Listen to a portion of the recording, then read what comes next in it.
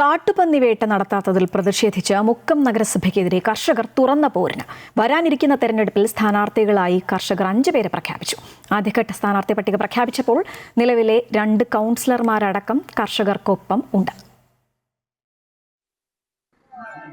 രൂക്ഷമായ കാട്ടുപന്നി ശല്യം മൂലം കർഷകർ ദുരിതമനുഭവിക്കുന്ന മുക്കത്ത് കാട്ടുപന്നി വേട്ട നടത്താൻ നടപടി സ്വീകരിക്കണമെന്നാവശ്യപ്പെട്ട് കർഷകർ മാസങ്ങളായി പ്രക്ഷോഭത്തിലാണ്. കേരള സ്വതന്ത്ര കർഷക സംഘടനയായ കിഫയുടെ നേതൃത്വത്തിൽ കോടതിയെ സമീപിക്കാനുള്ള നീക്കത്തിനിടെയാണ് നഗരസഭയോടുള്ള പ്രതിഷേധമറിയിക്കാൻ തദ്ദേശ സ്വയംഭരണ തെരഞ്ഞെടുപ്പിൽ സ്ഥാനാർത്ഥികളെ നിർത്തി മത്സരിപ്പിക്കാൻ തീരുമാനിച്ചത്.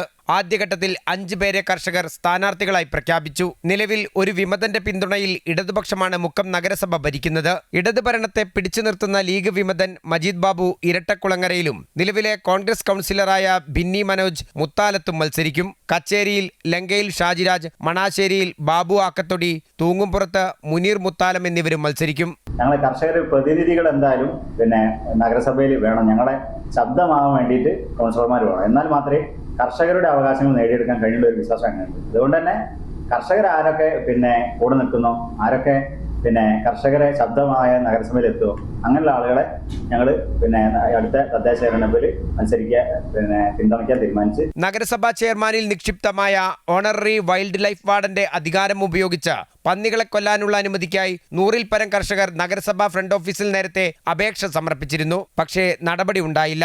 മുക്കം നഗരസഭയിലെ മുഴുവൻ ഡിവിഷനുകളിലും കർഷകർ മത്സരിക്കുമെന്നും കർഷക പ്രതിനിധികൾ പറഞ്ഞു. കർഷകരുടെ ആവശ്യങ്ങൾ അംഗീകരിക്കുന്ന മുന്നണികൾക്ക് പിന്തുണ നൽകുമെന്നും കർഷക സംഘടനാ ഭാരവാഹികൾ പറഞ്ഞു. ഏതായാലും വരാനിരിക്കുന്ന തദ്ദേശ സ്വയംഭരണ തെരഞ്ഞെടുപ്പിൽ കർഷകരുടെ ആവശ്യം മുന്നണികൾക്ക് പരിഗണിക്കേണ്ടി വരും. MM Ragesh, Amrita news, Kozhikode.